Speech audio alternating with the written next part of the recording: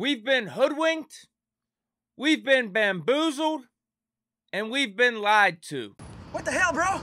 Steelers outside linebacker Alex Highsmith was initially snubbed from the Pro Bowl. You guys remember when the rosters first dropped. You had a guy like Khalil Mack make it in over Highsmith, which was egregious because Khalil Mack had way worse stats than Highsmith and still got in.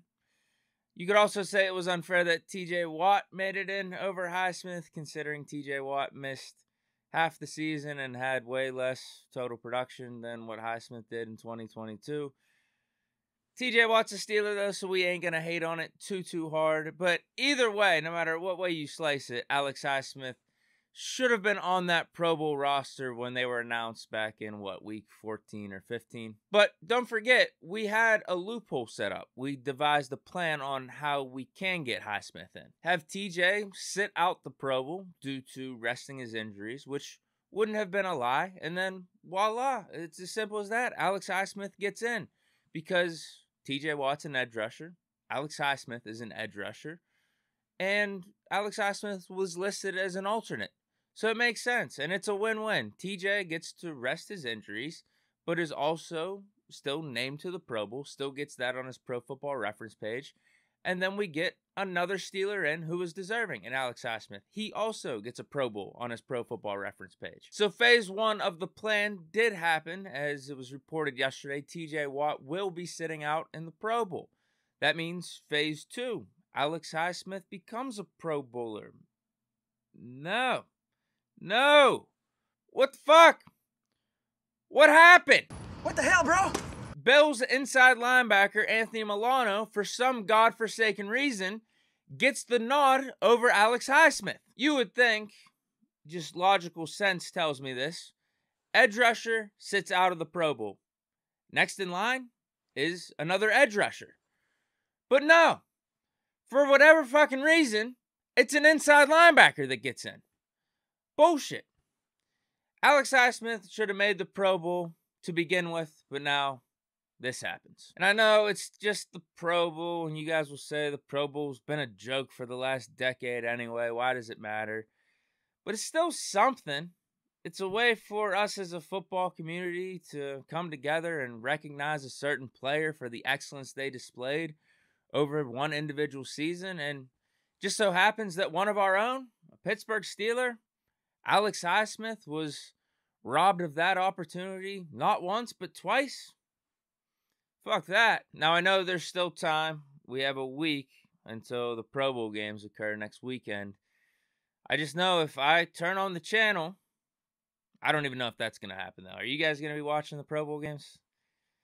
If I do though, and dodgeball's being played and 5-6 ain't out there, we might just have to sign a petition or write some letter to the NFL headquarters or something like that, because I thought they were trying to stand on more integrity these days.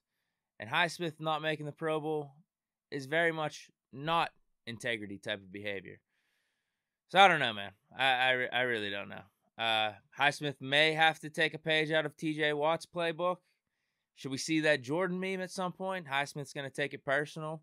And that would be really good for the Steelers next year, because maybe Highsmith can bump that 14.5 sack number up to like 20 or something like that. What if Highsmith and TJ both have 20 sacks next year? That'd be crazy. But yeah, just a damn shame that Highsmith is not in the Pro Bowl. So that was the main news for the day, but I did want to talk about one more thing just briefly before these championship games take place tomorrow. Pickett versus Purdy. Last week, Brock Purdy got nominated as a finalist for Offensive Rookie of the Year, whereas Kenny Pickett did not. It's whatever. We know these losers that vote and do these nominations just look at the stats and they don't know football, so I'm not surprised at this outcome. And this is not a shot at Purdy, because give him credit. He's doing his thing over in San Fran.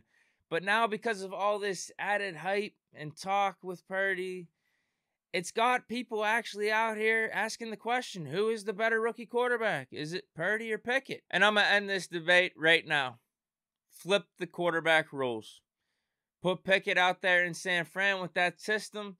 He's doing just as good as Purdy, if not better. But what happens if you put Purdy over here in Pittsburgh? I don't think he's turning around the 31st or the 32nd ranked offense the way that KP8 did. No way, no how. And listen, I can get more into it by saying, Pickett had to do more with less. He had less proven talent here in Pittsburgh. Less proven talent. I do think our young talent is going to develop into something special. But also, Pickett had to deal with a second-year offensive coordinator who I did think improved as the season went along, but that's a far cry from what Purdy has over at San Fran with a Kyle Shanahan. We'll just leave it at that, though. You guys know where I stand on this thing. Time to wrap up this edition of Big Deke News. I'm hungover. I don't think I got to say more. Enjoy the rest of your weekend. Enjoy the conference championship games tomorrow. If you don't see me tomorrow on a Sunday, I'll be back on Monday. So stay chilling and peace.